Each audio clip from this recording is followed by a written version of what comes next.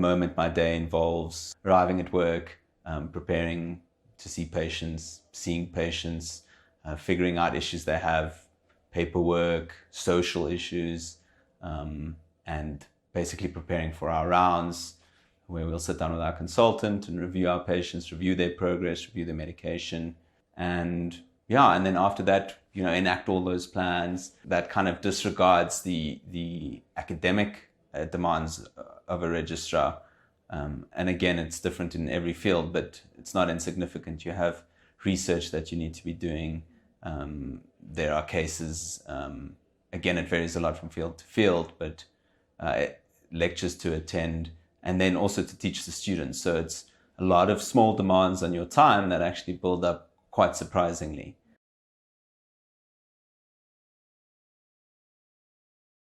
So the big issue with stoicism is it looks very cool. So like, who doesn't want to be, the stoic person who's been on their feet for 36 hours and takes on one more task, and these kind of godlike figures that manage to like walk unbended through massive stress, and like we deify these people, but I don't think that's not real. Like it's not real coping. We can apply a degree of stoicism, and we have to. There are too many problems and too few people to deal with them to not use some of those tools, but to advocate it as the panacea rather, for our problems is completely foolish, because you will break eventually, and I've seen it. I've seen those people who are so resilient and never turn out, and I've seen what happens with enough time and enough stress. Like it's not a sustainable solution for someone who's struggling.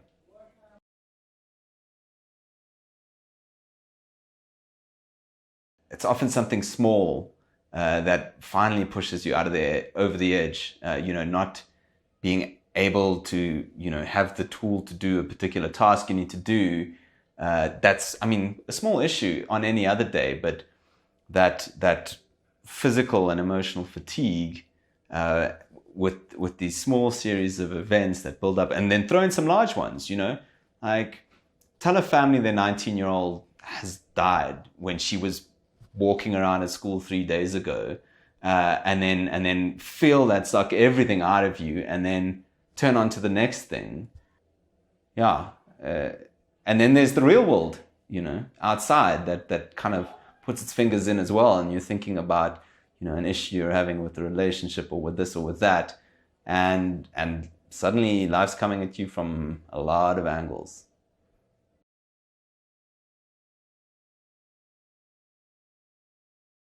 So, in a word, no.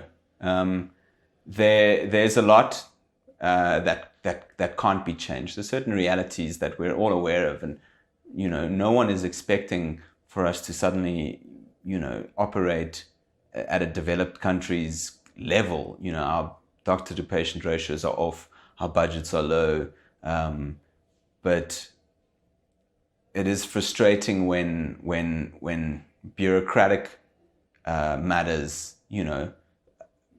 jar you and prevent you from doing what you can. A lack of medication when there isn't a shortage, when it wasn't ordered, a lack of ECG papers, and then suddenly, what should be a 10-minute task is an hour on the phone arguing with people about where to get paper from, to do your job.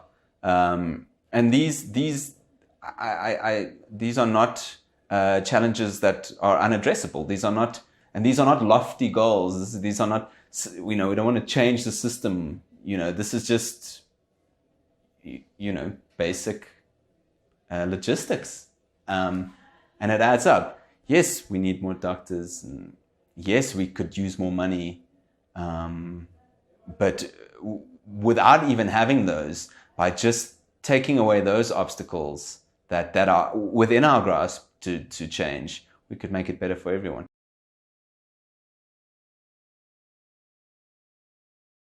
I feel that many people perceive themselves as, parts in a big kind of bureaucratic wheel, and almost remove themselves, which is unfortunate, remove themselves from like advocating for their patients, because on top of the long hours and the stressful work, to suddenly take ownership of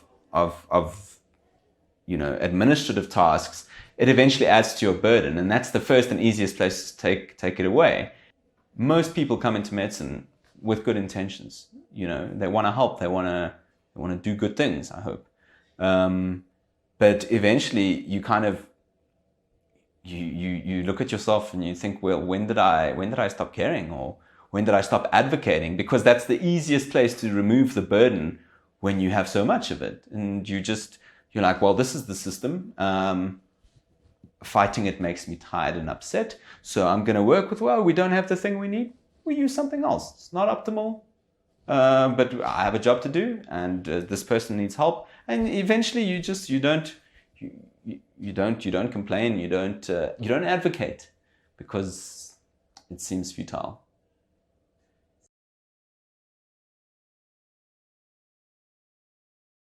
If you're exhausted and frustrated, of course you're more prone to errors. Of course you're prone to missing things, and it's unfortunate. But like I said, I don't feel that these are unaddressable issues. They're not issues that are going to take more money or massive restructuring of systems. They're just, we just need people to make sure that we have the basic things we need to do our jobs.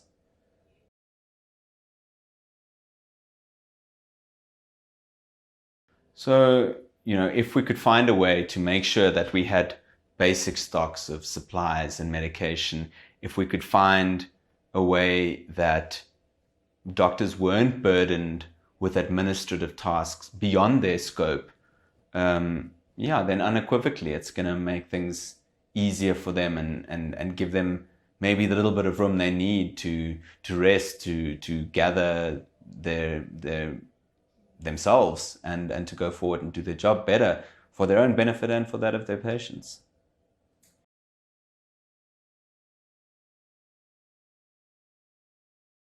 So taking sick leave depends a lot on where you're working and the department you're in, and your colleagues. And it's actually more of a self-imposed thing. You don't take that day off sick because you know what that will mean for your colleagues. You know the work they're going to have to do. And you'll often find yourself sick for a week or whatever, and you'll find that you try and do more work like leading up to something, and you try and rearrange things so that you can potentially take a sick day. But I don't think it's definitely not the system that imposes this, you can't take a sick day or you shouldn't take a sick day.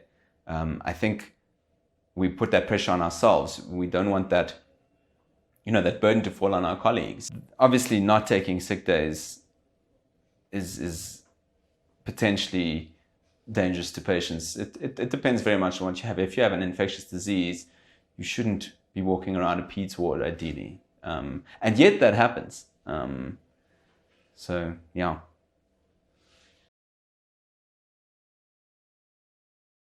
It's more often the case that there's no explicit expression of this is the system, or this is the support network, this is the protocol. So it's always this kind of like nebulous, like I could maybe go speak to that someone, and that little bit of of an obstacle is enough to dissuade anyone who's already kind of hyper reluctant to actually seek help at all. And then there's no clear path, so you don't. I've been very lucky to have incredible people around me when I have hit some of my lows, to make me a cup of coffee and say, it's going to be all right. This is the way forward. Often we bemoan the lack of people like that. But what I always, try and tell people is be someone like that, like be the person to make the cup of coffee, to say like, hey, I heard that this happened. You don't have to, do psychotherapy. You just need to acknowledge that they're having a hard time and make a small gesture, and it can go a long way.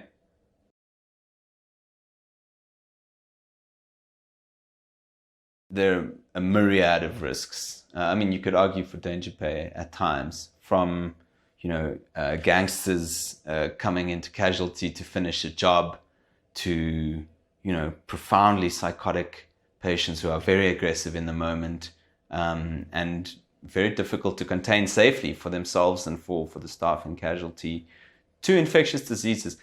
I would challenge you to find anyone who'd gotten through at least to the end of internship without a course of ARVs. It's close on an inevitability, and the anxiety around that is worse than the actual event. That, and then having to take the medication, and then the side effects, and then that could impact your relationship as well. So, and it's hepatitis B, it's HIV, and then there's TB, which you can do nothing about. When you're in a TB ward, you wear a TB mask, right? And you know to expect it. But, if you're working in casualty and someone comes in with a stabbed leg, you're not always aware of that. There are those who are conscientious enough to wear an N95, but I challenge you to wear one for 12 hours on a hot day in casualty all the time. And so, again, I can think of 2 or 3 people I know who've gotten TB, MDR TB even. It's not insignificant. And it's stressful, but it becomes background stress eventually. And it's only when you leave for a while that you feel that like weight off your shoulders, and you realize just how normalized, that risk of TB, of HIV, of being assaulted by someone, of working in a psychiatric ward, or working in a laboratory, or working in a casualty. The risks are varied, but all there and all significant.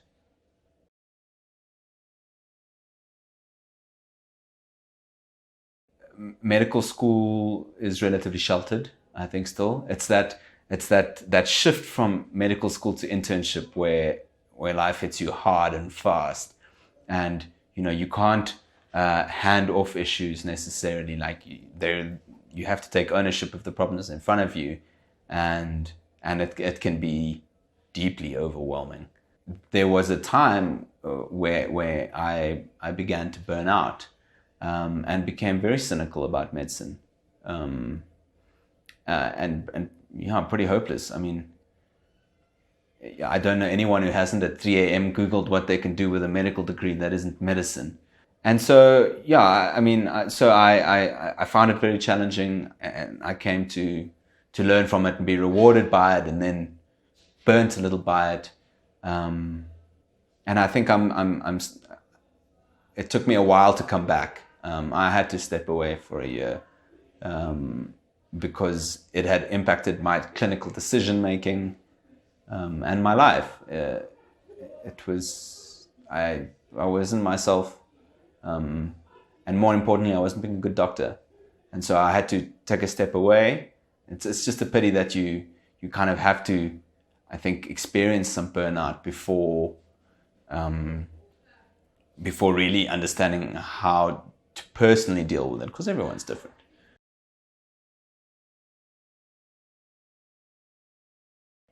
I think the scariest kind of red flag for me was not caring. And just going through the motions.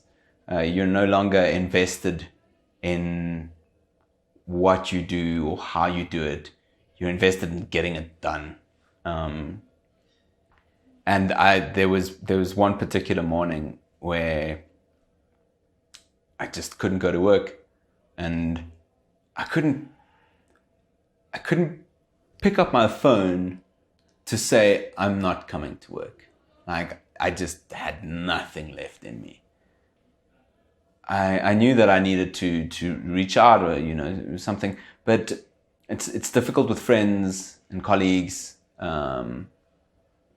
and so my idea was to go see a psychologist. But the thing was, I was working so much at the time, I didn't have time to see a psychologist.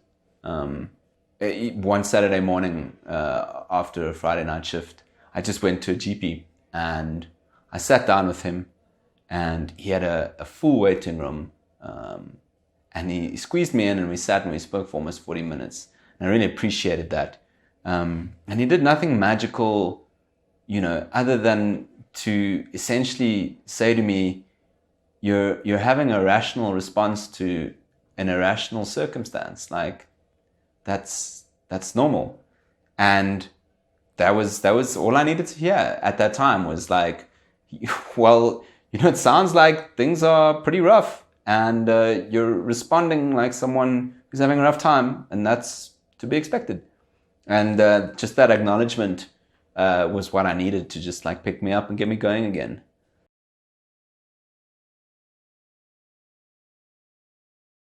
Everyone is capable of experiencing burnout, and everyone comes from different backgrounds, and there's so many unique kind of setups in medicine, to be an intern at Barra and internal medicine versus being, a medical officer in an outpatients department in the rural Eastern Cape. They're very different, and they have very different stresses. But I'm yet to see someone from one of these setups of a various background not have some kind of burnout. Even the Stoics that we refer to, and like I think of a few people I used to look up to, and you see them, they get pushed to the edge. They've had enough. So it happens regardless of who you are.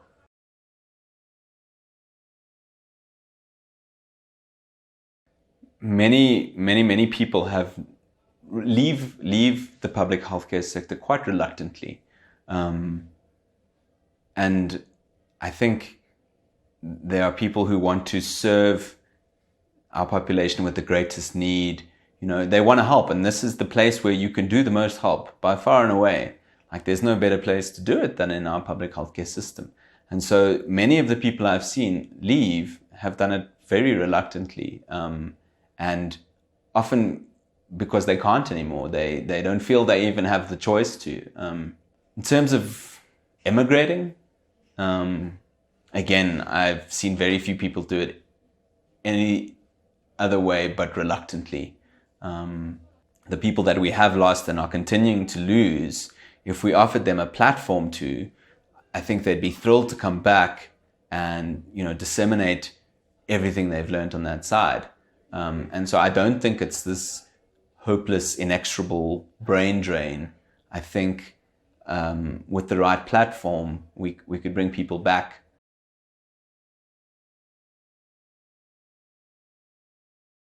I'm not a politician or an economist, but you have to wonder that if it's utilized as efficiently as possible, that we could be preventing this. Because if let's say you're five people working in a unit and one goes, that immediately changes the environment for the other four and makes them more likely to go. So I feel like it's a bit of a snowball, and I feel like there are a lot of very demotivated people there across the spectrum. From the student to the intern to the registrar to the consultant who are demotivated, and that's a demotivating environment to be in. But I don't think it's hopeless. I think if we can address, again, things that don't need a lot of money, or we have the capacity here to do better than we are.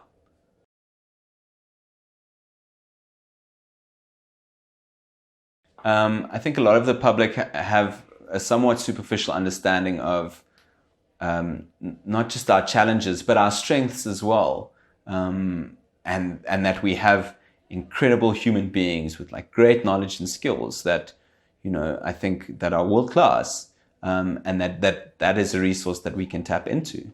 But we shouldn't be pushing bureaucratic tasks onto them and overburdening them with administration, and having them fight the system at every turn to get the basics of their jobs done.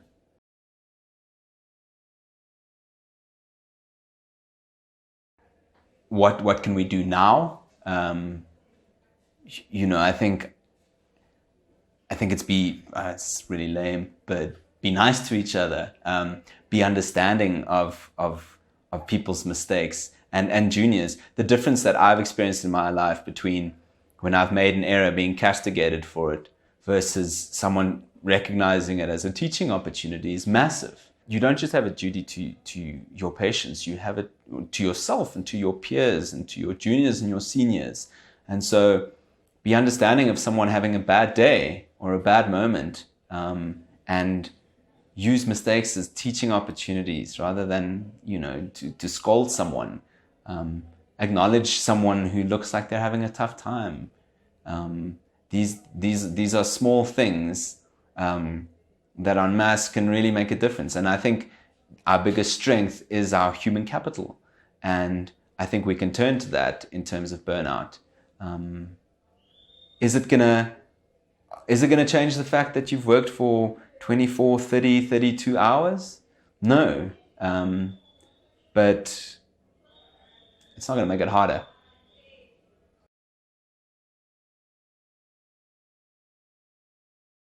Do I think I'm the same person I was when I started medicine? No, not in the slightest, not in the vaguest, not even remotely close. No, it is the definitive experience of my adult life that has changed me for the better, for the worse. Mostly for the better, I'd like to think. I often play this game with people. If you could go back, would you study something else? And I many times I've said many other things, but I'm very grateful for the experiences I've had and who I've been able to become by facing things many people are blissfully unaware of. So I was an adult infant when I started, and I had to do not all the growing up, but at least some growing up very quickly.